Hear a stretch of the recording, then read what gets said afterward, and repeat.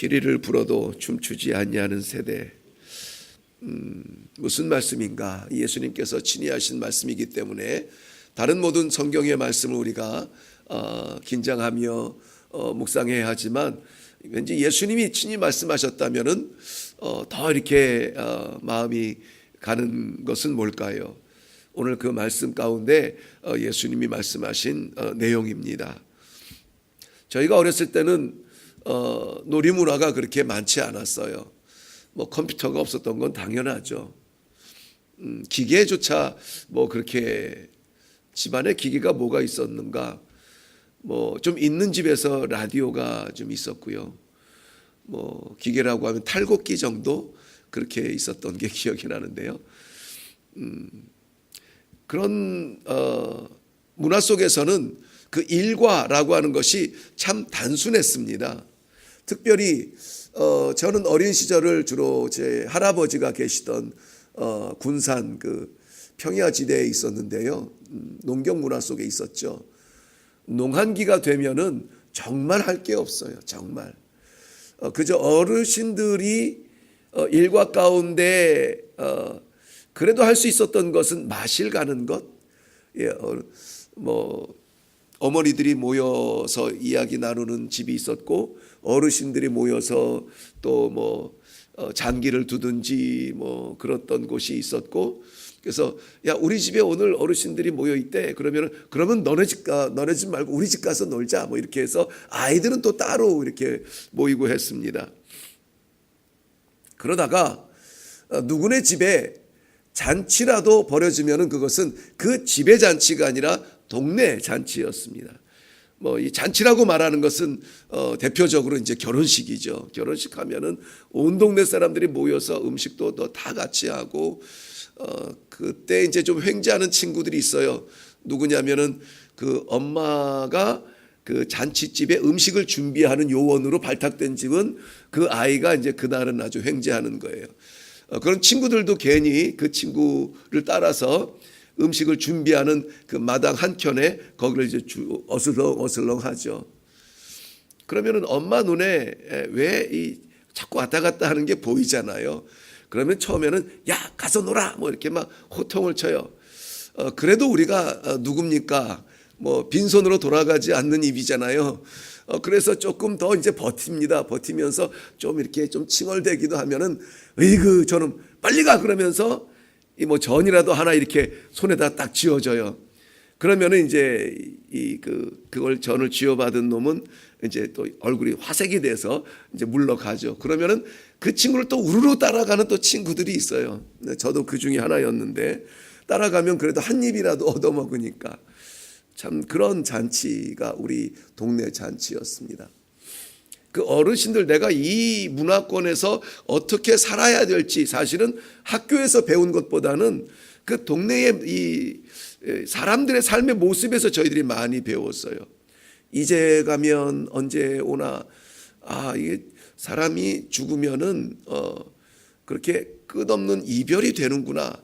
그 상여가 어디 장례가 나면은 상여를 이렇게 상여가 마을 밖을 벗어나면서 논길을 따라서 저 뒷산으로 이렇게 쭉 가는 그 상여를 바라보면서 이별은 정말 아쉬운 거구나. 눈물을 흘리면서 왠지 그날따라 어른들이 다 이렇게 잠잠하고 다 침울해하는 그러한 문화권 속에서 자라게 돼요. 오늘 피리를 분다라고 하는 것은 이 잔치를 이야기합니다. 잔치가 벌어져도 기뻐하지 않는 시대라는 것이죠. 애곡을 한다라고 하는 것은 이 장례가 났다는 건데, 장례가 나도 침울해하지 않고 눈물을 흘리지 않는 그러한 세대가 되었으니 이게 어찌 된 것이냐라고 안타까워하는 그러한 모습이에요. 우리 주님께서 오늘 이 말씀을 하기 직전에 두 가지 중요한 말씀을 하시고 일이 벌어집니다. 뭐냐면은 10장 40절에 가보면은 예수님께서 자신이 이 땅에 오신 그 임마누엘을 설명하시면서요, 내가 이 땅 위에 온 것은 내가 아니라 하나님께서 오신 것이다. 예수님의 그 임재의 그 의미가 하나님의 임재라고 그렇게 말씀해 주고 있습니다. 이스라엘 유대 백성들이 이제까지 기다려왔던 그 신랑 되신 예수가, 그 생명 되신 예수가 이 땅에 왔다라는 것이에요. 그렇게 기다리던 구세주의 임재가 임마누엘로 이루어졌다라는 것입니다. 그런데 아무도 춤추지 않는다는 것이죠. 11장 오늘 본문 앞에 있는 2절 이후의 내용에서는 옥에 갇힌 세례 요한이 예수님을 바라보면서 우리가 기다리던 그 사람입니까? 근데 예수님은 내 정체성을 말하지 않냐고 옥에 갇혀 있는 세례 요한을 바라보면서 안타까운 애통하는 마음을 표현합니다. 왜냐하면 세례 요한이 그 옥에서 어떻게 될지에 대해서 아시기 때문에 마지막 메신저로서 마지막 이 시대의 하나님이 왕의 그 대로를 예비하는 엘리야의 오심, 기대하는 엘리야의 그 엘리야로서 사역을 감당하는 이 세례 요한을 바라보면서 이 사람이 바로 너희가 기다려왔던 그 엘리야다라고 말하고, 이 엘리야에 대한 것은 말라기서에서 이스라엘 백성들에게 기대로 말씀하는 것인데요. 말라기서 3장 1절 말씀에 보면은 이 하나님께서 작정하신 구세주가 올 것인데 그 예비한 사람이 있다는 거예요. 근데 그 예비한 사람이 어떤 사람이냐는 4장 5절 말씀 가보면은 엘리야 같이, 너희가 그렇게 위대하게 생각하는 엘리야 같이 올 것이다. 그리고 그가 주의 오심을 예비할 것이다 라고 말해요. 4장 5절 말씀은 이렇게 표현하고 있습니다. 보라, 크고 어두운 날이 이르기 전에 내가 선지자 엘리야를 너희에게 보내리니.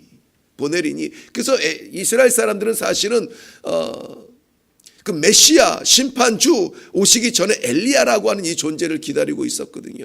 근데 엘리야가 왔는데 너희가 그를 알아보지 못한다는 거예요. 엘리야가 왔는데 너희가 그들을 옥에 가두고 있다라는 것입니다.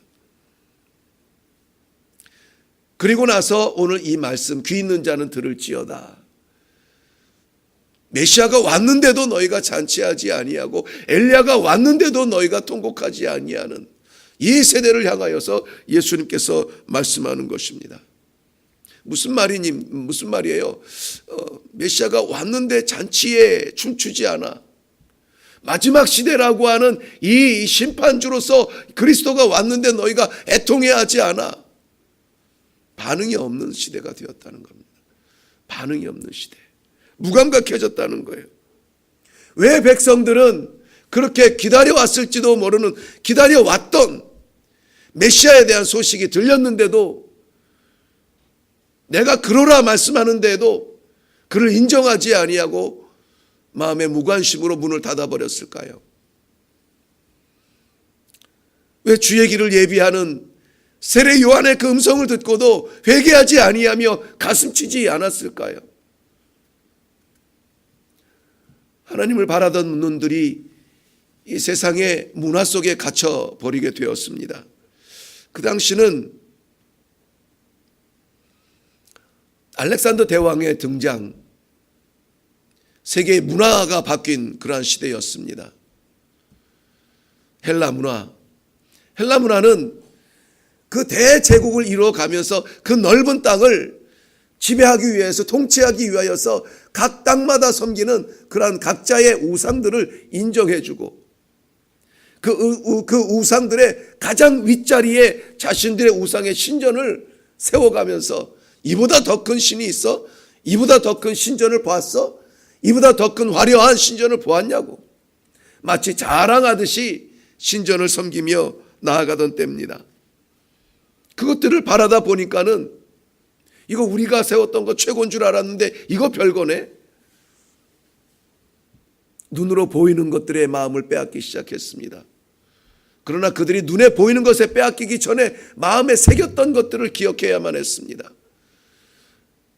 그 시대가 암흑기라고 말하는데, 말라기 선지자 이후로 사실 400년 동안 하나님의 계시가 침묵했던 영적 암흑기를 지나면서 세상적으로는 화려한 문화들이 등장하면서 그들이 내면의 세계는, 보이지 아니하는 내면의 세계는 자꾸 감추어지고 눈에 띄는 화려한 이 문화적 세계가 그들을 지배하던 때였습니다. 눈에 보이는 것이 전부인 그러한 시대. 이 시대와 그렇게 많이 다르지 않은 때였습니다. 하나님의 말씀은 지식 세계에 갇혀졌고 하나님을 향한 믿음은 오히려 유치한 이야기가 되어버렸습니다. 믿음이 예배의 현장이 되어져야 하는 삶의 자리에는 생명이 사라졌죠. 세상 사람들은 교회를 바라보면서 언젠간 나도 한번 가봐야지, 정말 힘들 때 나도 한번 가서 기도라는 것 해봐야지, 나도 저 사람처럼 살 수 있을까? 더 이상 삶의 모델과 신선함을 찾아보지 못하는 시대가 되었습니다. 계시록 3장 1절에는 그러한 모습을 비참하게 이렇게 표현했습니다. 내가 살았다 하는 이름은 가졌으나 실상은 죽은 자로다.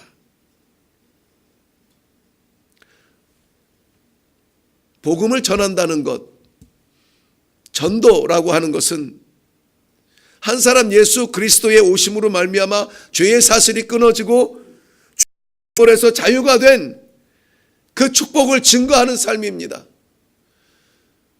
저는 벌써 2월 말부터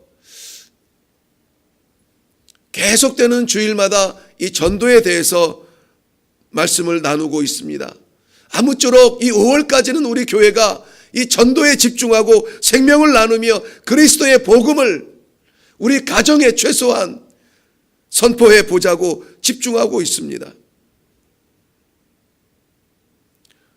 그것은 숫자를 불리기 위함도 아니라 정말 이 땅 위에서 허락하신 우리의 가정이 한 이불 덮고 한 상의 식탁에 둘러앉아 한 밥솥에 밥을 먹지만 영원히 살 그 나라에서 헤어질 수 없는 건 아닌가? 거기에서 우리가 어떻게 웃으며 잔치에 참여할 수 있겠는가? 안타까운 심정으로 마지막이라 생각하며 이 복음에 집중하자고 우리 온 교회가 그렇게 기도하고 있습니다. 반응하는 교회가 되기를 바랍니다.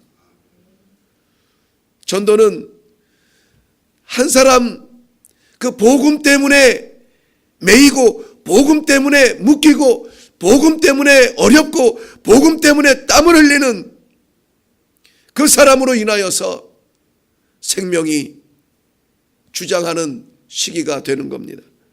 전도는 예수 그리스도의 십자가 지심으로 말미암아 마지막 한 사람까지 살려보자고, 마지막 그 한 방울의 피와 한 방울의 물까지 쏟으신 주님의 길을 한번 모양이라도 닮아보자고 작정하는 영광의 수고입니다.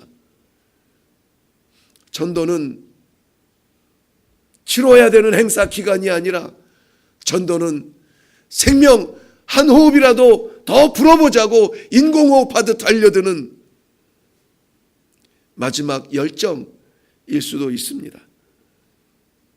전도는 예수 그리스도로 말미암아 나 같은 것이 생명을 얻고 나 같은 것이 하나님을 아버지라고 부르고 나 같은 것이 하나님의 나라를 소망할 수 있는 이 복된 이 소식을 내가 받았으니 감격하고 감사함으로 이 생명 축제에, 아니 이 생명의 잔치에 춤을 춰보자고 피리를 부는 겁니다. 이 전도는 죽어져가는 영혼들을 바라보면서 그들을 향하여서 눈물 한 방울 흘려보자고 초청하는 애도의 기간입니다. 우리에게 마지막 여력을 다해서 손을 내밀어 그 영혼을 붙잡아 보자고, 같이 살아야 되지 않겠느냐고, 죽을 힘을 다해서 절벽에 매달리는 그 영혼을 위해서 팔이 저려오도록 잡아보자는 다짐입니다. 우리는 다 믿음이 있다고 말합니다. 믿음은 뭡니까? 믿음은 그야말로 반응 아니에요? 반응. 하나님이 부르신 그 부르심에 네 하고 반응하는 거 아니에요? 그게 믿음이잖아요. 내가 너를 지명하여 내가 너를 불렀고 내가 너에게 이름을 주었다. 너는 내 것이다. 네, 감사해요, 아버지. 이게 믿음이잖아요. 본토 친척 아비 집 익숙하고 편안한 그 자리를 떠나 내가 내게 지시할 땅으로 가라. 네 하고 일어나 가는 것, 이게 믿음이잖아요. 그래서 우리는 그를 믿음의 조상이라고 하는 거 아닙니까? 문설주에 피를 바르라. 네 하고 피를 발라요. 그게 6월절의 생명의 역사잖아요. 다른 신들에게 절하지 말라. 네, 절대 안 하죠. 하나님만 섬기겠습니다. 이것이 유일한 삶의 길이잖아요. 이것을 바라보면서 왜 하나님은 이 다양성을 인정해 주지 않고 한 길만 가라고 해? 유일한 길만 열어놨어? 때로는 유일한 길이 최고의 길입니다. 유일한 길이 최선의 길이라는 것. 물에 빠진 사람들에게 100만 원 돈뭉치를 던져주고, 물에 빠진 사람들에게 집문서를 던져주고, 물에 빠진 사람에게 학위증을 던져주고 임명장을 던져주고 무슨 소용이 있어요? 물에 빠진 사람에겐 그저 밧줄을 던져줘서 잡고 나오게 해야지. 유일한 것을 잡아야 되죠. 물에 빠져서 나가면 뭐하고 살아야지. 돈뭉치 잡겠어요? 나가면 기자회견 하겠다고, 그 명예를 얻겠다고 그 학위증 잡겠어요? 일단 나가야 되니까 밧줄 잡지 않겠습니까? 던져준 밧줄, 그 유일한 것을 반응하도록 우리가 일어나야 되는 것입니다. 주 예수를 믿으라. 그리하면 너와 내 집이 구원을 얻으리라. 우리 집이 구원을 얻어? 어떻게? 주 예수를 믿으라. 그러면 그거 던지는 거예요. 반응해야 사는 겁니다. 반응하면 살아요. 성경의 하나님의 말씀은 그 말씀이 우리에게 임했을 때에 우리가 살아났습니다. 성경의 하나님의 말씀은 가라 명령하세요. 살리기 위해서 가라는 거예요. 하나님의 말씀은 일어나라, 살리기 위해서 일어나라는 겁니다. 하나님의 말씀은 잡으라, 싸우라, 붙잡으라, 살리기 위해서 그렇게 하라는 겁니다. 하나님의 말씀은 임마누엘, 그 영광 우리에게 약속해 주실 때에 살리기 위해서 임마누엘이에요. 불안한 이 세상에 영원한 행복 잡을 수 있는 그 길은 하나님께서 주신 평강, 그야말로 피스, 평화, 그거 잡는 길밖에 없어요. 주님께서도 말씀하셨습니다. 주님이 십자가에 못 박히시고 죽으시고 부활하셔서 완전하게 이루는 것, 부활이라고 하는 것은 세상에 없는 단어잖아요. 예수님께서 그것을 이루심으로 말미암아 완전하게 이룬 그것이 있어요. 임마누엘의 목적이 있단 말이죠. 그것이 뭡니까? 평화잖아요. 평화. 하나님과 우리와의 단절된 그 관계의 평화를 이루시기 위해서 임마누엘 하신 거잖아요. 그런데 놀라운 말씀을 우리 주님이 하세요. 아버지께서 나를 보내신 것 같이 나도 너희를 보내노라, 그 말씀을 하세요. 아버지께서 나를 보내셔서 이 땅에 오신 것, 이것을 우리는 임마누엘이라고 해요. 하나님이 인간이 되어 이 땅에 오셨고, 창조주가 피조물이 되어서 이 땅에 오셨고, 주님이 종이 되어 이 땅에 오셨고, 왕이 머슴이 되어서 섬겼고, 그것을 임마누엘이라고 해요. 주님이 고백한 거예요. 아버지가 나를 이 땅에 보낸 그 임마누엘이에요. 그런데 그것과 똑같이 나도 너희를 보내노라, 그 말씀을 하시는 거죠. 나도 너희를 보내노라. 이 두 보냄, 하나님이 주님을 보낸 것과 주님이 우리를 보낸 것과 이 둘의 무게가 똑같다는 거 여러분 아세요? 똑같다는 있다는 거 여러분 아세요? 어느 쪽 하나가 치우치지 않아요. 이건 귀한데 요건 해도 돼. 이게 아니에요. 이게 임마누엘이면, 하나님이 나를 보낸 것, 주님을 보낸 게 임마누엘이면, 주님이 우리를 보내는 것도 임마누엘이에요. 임마누엘. 우리가 돌아가는 우리 삶의 현장은 임마누엘의 현장이에요. 그 임마누엘을 통하여서 우리가 살아났듯이 우리의 임마누엘을 통해서 누군가 살아나야 되는 것, 이것이 전도란 말이지요. 전도는 목회자의 계획이 아닙니다. 교회의 행사가 아니에요. 임마누엘의 현장이에요. 임마누엘로 명령받았으면 임마누엘로 살아갈 때에 생명이 살아나는 것입니다.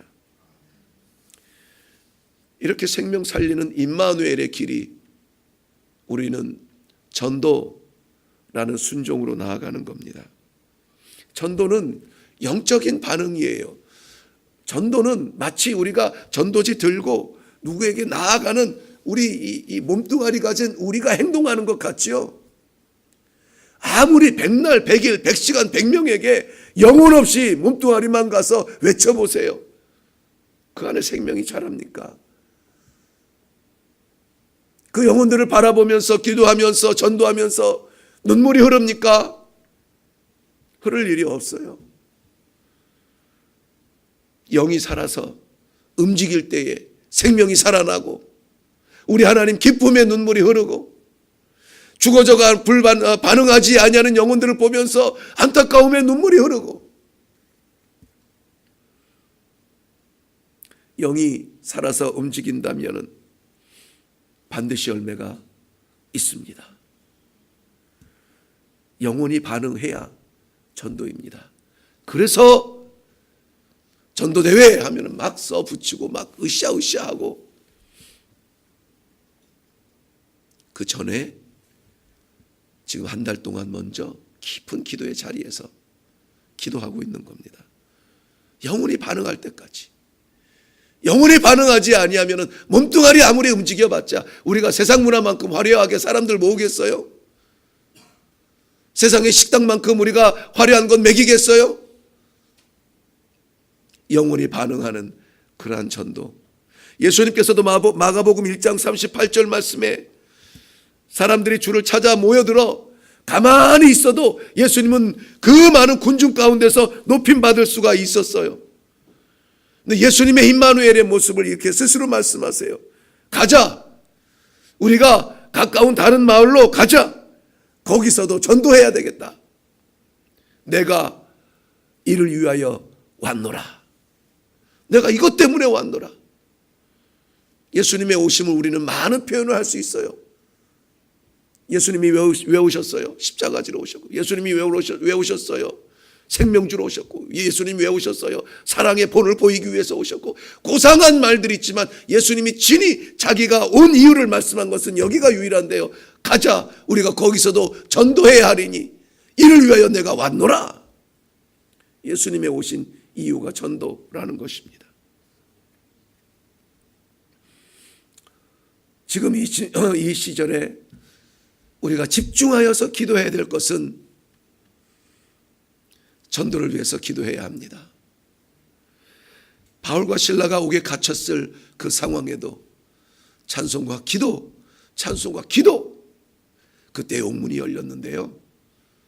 옥문이 열려서 누가 산 줄 아십니까? 옥문이 열려서 누가 살았어요? 사도 바울과 실라가 살았나요? 아니요. 찬송과 기도로 옥문이 열려서 살아난 것은 간수와 그의 가족이 예수를 믿고 세례를 받고 구원함 받고 살아난 거예요. 옥문이 열려서 자유다 하고 자유를 누리면서 만끽하면서 눕고 먹고 자고 하지 않았어요. 전도는 정말 어려워요. 쉽지 않습니다. 그렇기 때문에 우리가 그 능력을 위하여서 기도해야 합니다. 여기에 집중하고 싶어요. 심지어 사무엘 선지자는 기도를 쉬는 것을, 그것도 민족을 위하여서 기도를 쉬는 것, 하나님을 떠나는 사람을 향해서 기도를 쉬는 것을 죄라고 표현했습니다. 죄.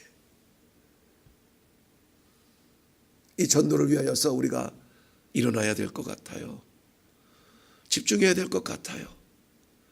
다른 것이 아니라 이 생명 나누기 위해서 우리가 좀 마음을 하나로 해야 될 것 같아요. 재밌는 일은 아닙니다. 즐거운 일도 아니고, 아니 오히려 어쩌면은 어려움이 닥치겠죠. 가만히 있겠습니까? 전도하는데. 가만히 있겠습니까? 생명 나누는데.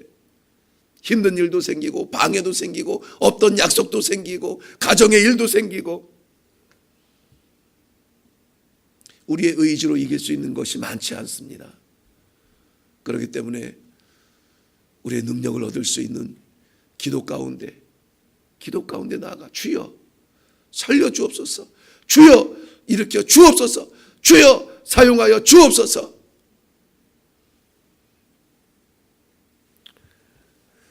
전도하며 작정하는 귀하고 복된 이 기간이 되기를 바랍니다. 교회가 전도하겠다고 작정을 했고, 이 시대에 무엇보다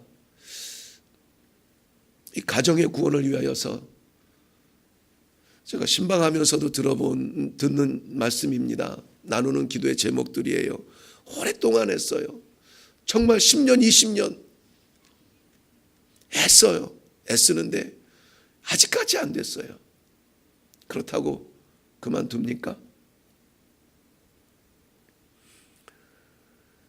특별한 기회를 하나님께서 저희들에게 허락해 주셔서 피리를 우리의 입술에 피리를 물려주셨습니다. 피리를 불며 함께 춤출 수 있기를 바랍니다.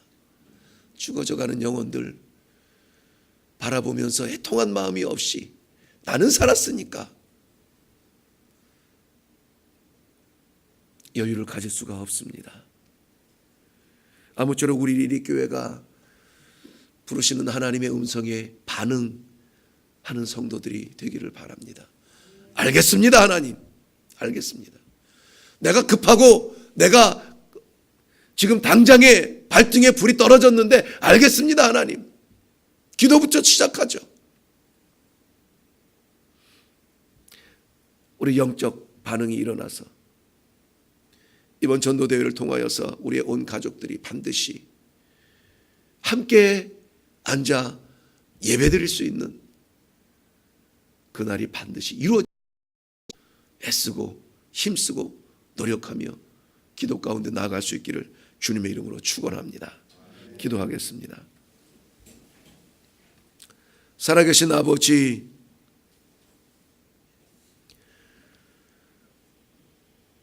피리를 불어도 춤추지 않는, 사람 살리자고 전도의 책임을 다하자고 임마누엘의 역사를 이루어 보자고 외쳐도 반응이 없는 이러한 시기에 저희들이 서 있습니다. 이제는 해도 안 되니까 그저 그렇게 바라보고만 있는 시대가 되었습니다. 주여, 저희들의 무뎌진 마음에 전도의 영을 부어주시어서 기도하는 가운데 하나님 살려야 될 영혼들 보게 하시고, 기도하는 가운데 살려야 될 영혼들 붙잡게 하시고, 임마누엘로 인하여 하늘 보자 포기하고 이 땅 위에 마국간에 추락하신 우리 주님의 임마누엘의 현장 속에 우리도 우리의 안락한 자리, 인정받는 자리 떠나서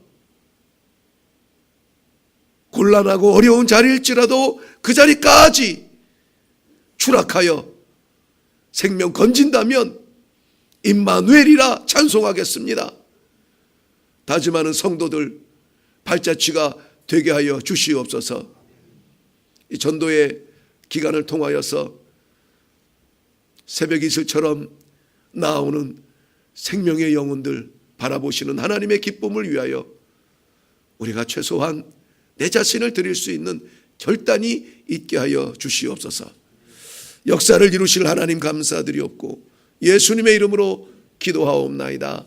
아멘.